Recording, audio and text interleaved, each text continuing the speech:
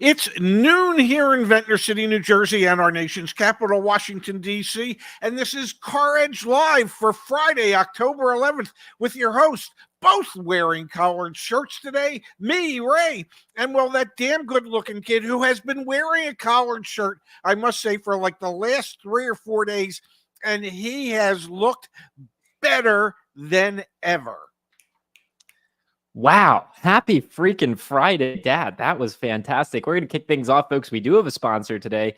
That is not CarEdge.com. Check the link at the top of the description. We're going to be talking about DeleteMe in about 5 minutes. But before that, our company gets a little bit of preference. CarEdge.com. If you're in the market to buy a car, let us help you save thousands of dollars when you make that purchase. Go to CarEdge.com. Get yourself the dealer invoice price and so much more so that you can get a good, great, best car deal possible. Dad, the big story this morning is not good for consumers. It's really actually pretty bad for consumers. We've got the latest inventory data from Cox Automotive for the new car market. Yes.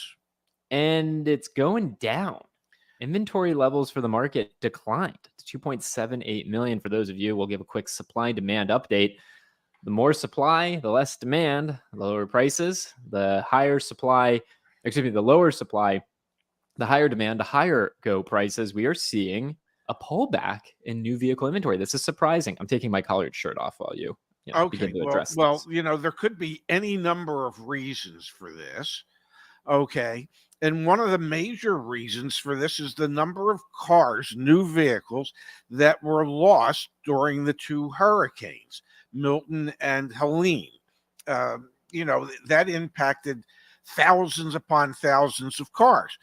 And we have seen manufacturers cut back production in other areas where they are overstocked, specifically Rogue, Pathfinder, Frontier, Stellantis, saying that they're going to cut out 200,000 vehicles of future production to bring their inventory levels in line. So when you combine those items, those things, yep, well, you end up with less inventory. I mean, part of it is natural disaster. Part of it is realizing that your inventory levels are out of whack for certain vehicles, and you're actually going to do something about it. And part of it is that there's less demand because, well, there's so much crap going on in the world at the moment. You mentioned used cars. I'm going to bring that up with regards to the hurricanes and the natural disasters. New vehicle supply is up, but we know it's down a little bit from its peaks. That's what we were just commenting on. And then, Dad, I'm going to find the used car data in here. Just give me a quick second. That's EV versus non-EV. Wait for it, folks.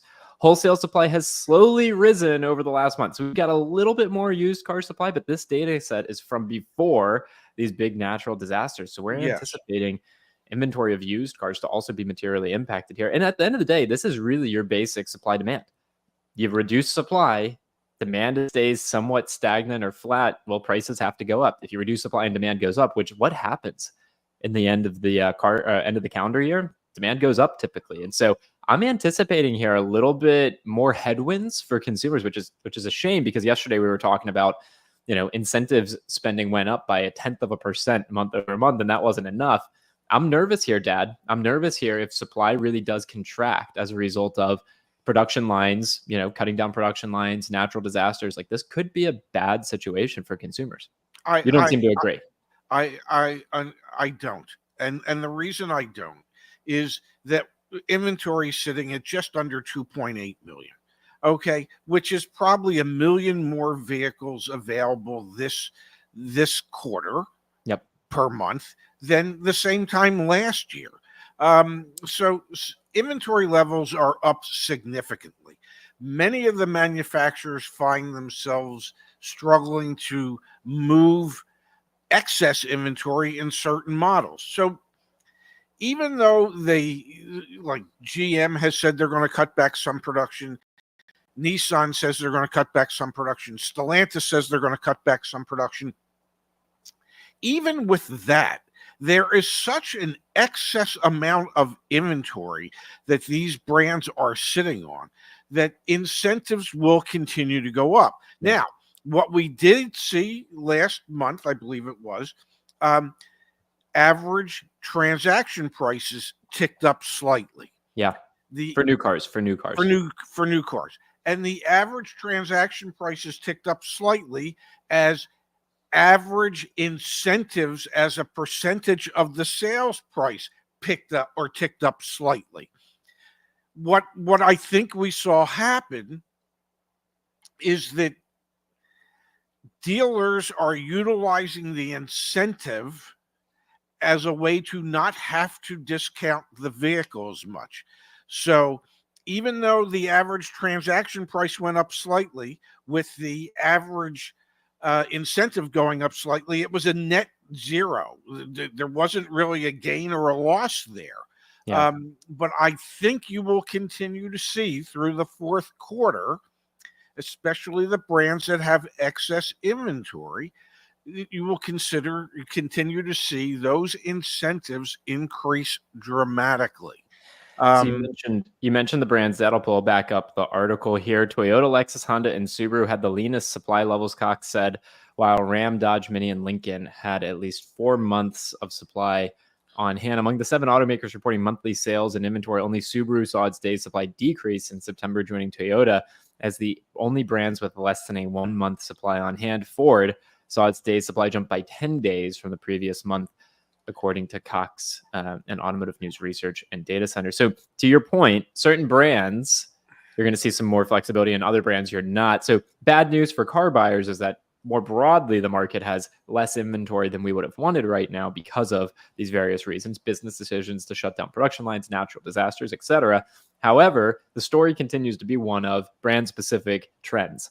If you're a Ford dealer, you actually have an immense oversupply of inventory. It just went up by 10 days month over month, versus if you're a Subaru dealer, you might be feeling the pain a little bit less. Am I hearing you correctly? Yes, you are hearing me correctly. And I think what we'll also discover as the month of October plays out, I have this sense, and I don't know why I have this sense, but I have this sense that October, much like September, is not going to be nearly as good as what everybody had anticipated. September was an unusually slow month for many new car dealers. My sense is, and I just base this on political fatigue. My sense is that because of an election, that people are holding off on a lot of major purchases until after the election. It's because I mean, you're inundated constantly all day long with political ads, so that you won't see as many people in the marketplace until after the election. Now, one thing you should not wait on to do after the election, Dad, is check out DeleteMe, folks. The issue at hand is very clear, Pops. And I know we finally got you set up on DeleteMe. Data brokers are out there, folks, and they are selling your information online. Also, can I just get some credit? That was a good segue. That was one of my better segues. Right? I think that's your best segue ever, and you just ruined it by mentioning that it was, well, a really good segue.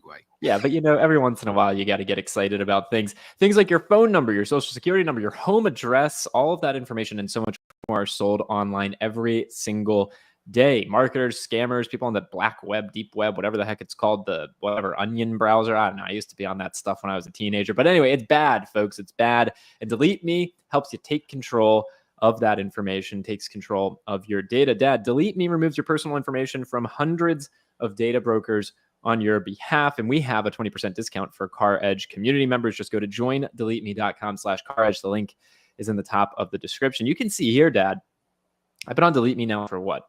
4, 5, 6 months, something like that. Yes. 175 different data brokers I've had my information removed from. 14,746 listings have been reviewed. 121 data brokers that had my information. So, Dad, DeleteMe has been great for me, and I'm very grateful that they are able to be a sponsor here at the CarEdge Live channel. Again, join DeleteMe.com/CarEdge. Get 20% off your DeleteMe plan, Dad. Yes, but please do not delete me during the course of the show. Yeah, do it right after. Yes, yes. All right, Dad, the other big story this morning came by way of the lost automotive continent of Yeah. Stellantis replaces North America COO and their global CFO. Jeep CEO Antonio Filosa is adding North American COO responsibilities to replace Carlos Zarlenga, whose next role will be announced later. CEO Carlos Tavares to retire in early 2026. Big moves happening at the lost automotive continent, Riplantis, R.I.P. Lantis. That's funny. Big moves happening over at Stellantis, the brand, the automaker, the conglomerate with the highest days supply of inventory, the most pissed off dealers, most pissed off customers. Can't be shocked by this news. Are you, Dad? I am not, and you forgot the most pissed off stockholders. Yeah. I am.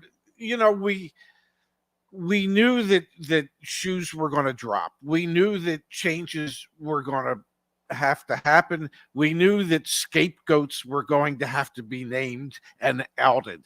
And so it's starting. And so, for anybody to think that this is going to be like a normal situation where there'll be 2 or maybe 4 shoes that drop, it'll be more like it's a centipede and there could be a couple hundred shoes that drop.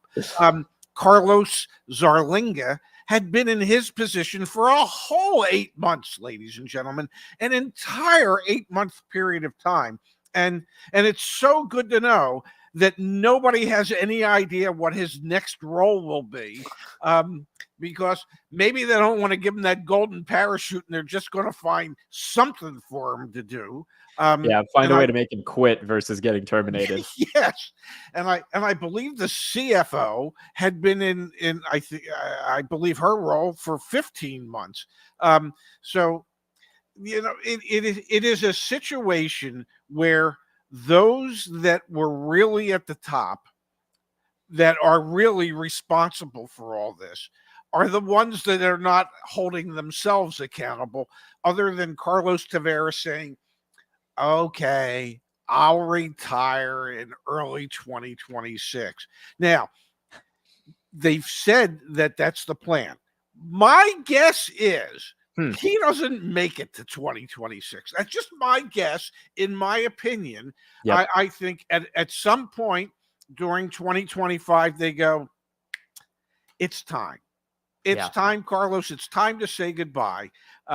Your turn has come up. So, we're going to see lots more things going on at Stellantis. Do you think it's going to happen at Ford and GM as well, Dad? Do you think we're going to see a big reset across the broader kind of like big 3 domestic automakers in the United States? Because those are the ones that are struggling the most. Let's be real. We just talked about a second ago. Who are the brands? Who are the OEMs that have the lowest days supply of inventory? It's Toyota and Subaru. And you can see this data yourself back on CarEdge.com. If I go, Dad, and I search for a Toyota RAV4 new, we'll click on the first one here. 27 days supply, folks. 27 days supply. Now let's do the same exact thing for a Ford Edge. 155 days supply. Okay, so like it's not just Chrysler, Dodge, Jeep, and Ram. It's the domestics versus the imports here. Do you think we're going to see more heads roll at some of these other organizations? I don't know that you'll see heads roll in the amount of heads that are going to end up rolling at Stellantis, because Stellantis has just been doing so poorly. I don't think Ford sales are off anywhere near 20%. I don't believe GM sales are off anywhere near 20%. I do know that Stellantis' sales are off 20%, and we've seen that coming for the past 2 years. So, there's always changes in the car business. I don't think we're going to see any news coming out of GM that says, well, Mary Barr is going to retire in 2026. It's like there's levels to this, right? Yes. Like things can get bad and things can get really bad. And the things at Stellantis have gotten really bad. We've been talking about it. You saw the CNBC did a YouTube video about it. Big major publications have been talking about how bad things have gotten there. I still hold out a belief that eventually a leader will come in and will say, just rip the Band-Aid off. We're going to lose billions of dollars to move this old 2023 and 2024 inventory. Because again, the storyline here, for those of you who haven't been paying attention, is the fact that Stellantis has a glut of model year 2023 and 2024, and even some 2022 new vehicles still on dealer lots. It's about to be 2025. This is Indeed. abnormal. And so Yeah. you have to just lower the prices of these things to sell them. So eventually there's going to be a fire sale. That's what I keep holding out belief in. Somewhere along the line, yeah, because there's only one Dad, way to. you have millions of views on a video called "What Happens to Unsold New Cars" over Yeah, on the CarEdge channel. yeah. And what do you say? There's no such thing as an unsold new They car. all get sold somehow, some way. Okay, whether the new car is taken to a used car auction and sold as a used car, Which we've whether seen happen to Chrysler, Dodge, and Jeep brand dealers who can no longer pay their floor plan expense, having to take their vehicles to auctions to liquidate them to pay back their financing company. So that's been happening already. yes, no, there eventually, yes, there has to be a fire sale. I mean, we've had this conversation. You you just have to keep lowering the price until the customer says yes. And if the customer keeps holding out, then the manufacturer is just going to have to keep coming up with greater incentives. Do they like to do that? No, because well, that's like admitting failure. And well, that's why the CFO is a scapegoat, and that's why Carlos Zerlinga is a scapegoat because Carlos Tavares doesn't want to admit failure, that it was his mistakes that led to all this. Yeah. He's supposed to be a huge cost cutting guru. Okay, well, one of the ways they're going to cut costs is they're going to cut management. Okay, they're going to become more efficient by utilizing less people to do all the jobs that are being done. So yeah, ultimately someone's going to come in and just say, yeah, rip the damn band-aid off. We've got enough cash reserves that we can survive this, and let's just be done with it. Get our inventory back in order, and get our dealers and our auto workers and our stockholders, I don't know, saying nice things about us for a change instead of nasty things. Rich is going to start something here that I want to do with the community. How much would Stellantis need to drop the price of their vehicles for you to get interested? Rich says $20,000. I'm going to pull up some examples on the screen, Dad. Jeep has been a brand that has been storied here in the United States of America, but has struggled mightily. Yes. This Jeep Wagoneer, Dad, a 2024 Jeep Wagoneer, $78,645 price point. What price are you interested in this Jeep Wagoneer? And while you're answering that question, yes, I want to let everyone know a brand new tool launched on CarEdge.com/research. Let me pull that up in another screen. We now have, Dad, bear with me for a moment. It's loading. We now have, if you're on CarEdge.com/research, all vehicle specifications now listed out back here, dating back 5 model years, if I'm not mistaken. I come here to specs. I can then click on this link right here. I am now looking at all specifications for the standard trim Acura MDX. So, Dad, before you answer that question about is that vehicle worth $78,000, really what we should do is we should come here and we should plug in, what specs does it have? And all that fun stuff. Yeah, but what's your price point, baby? Well, we already know it's not a $78,000 vehicle. It was only a $78,000 vehicle in somebody's mind at Stellantis. Could it possibly be a $60,000 vehicle? Is it more than likely a mid $50,000 vehicle that might get people's attention? Yeah, I think somewhere in the 50s. I think if the first number starts with a 5 and it's below $60,000, I think people would look at that and they'd go, okay, now we're getting into the realm of reasonableness. That's what, almost 25% off. So yeah. If and we know this, we've done the studies. We know that Jeep has raised their MSRPs by 61% in the last 5 years. Just because you raise it 61% doesn't mean it's worth 61%. Okay, just because you now call it a $78,000 vehicle doesn't mean it's actually a $78,000 vehicle. Doesn't mean that the public perceives it that way. The public says yes to things when the value of what you're selling exceeds the price that you're asking for it. they are so far off of what the public perceives as a fair asking price. So yeah, I don't know, in the 50s. In the 50s, we're gonna do one more, Dad. Let's do a Wrangler.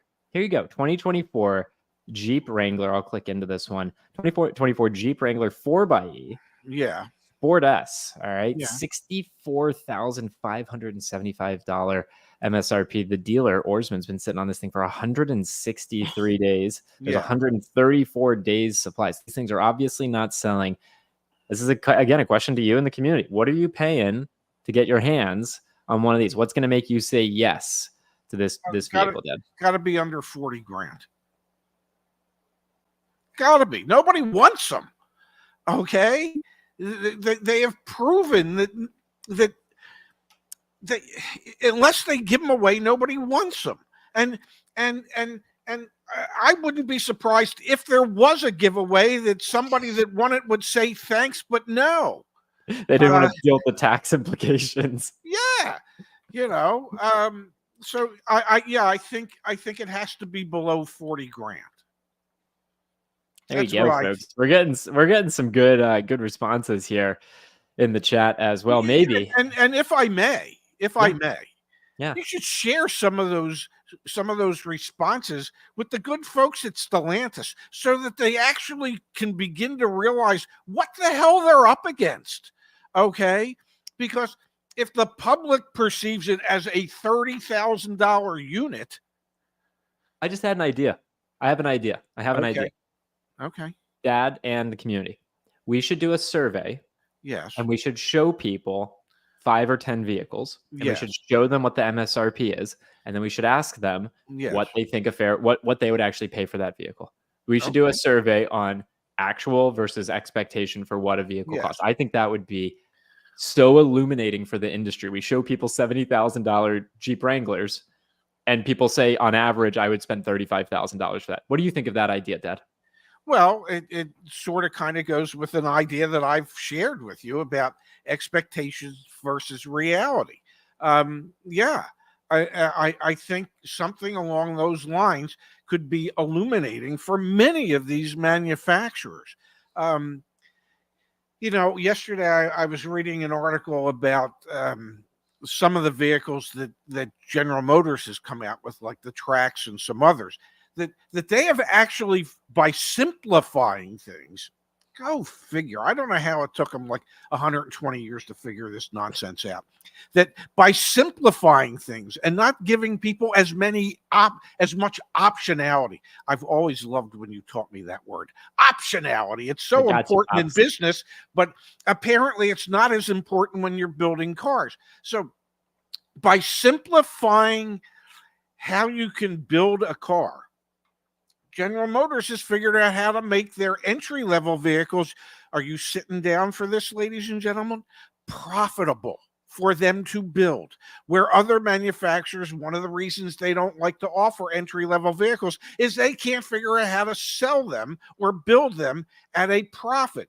Well, one of the ways you do it is you simplify the nonsense. I mean, most of your imported brands have been doing that for years. I remember, people would say to me when I was with Acura, why can't I get this or why can't I get that?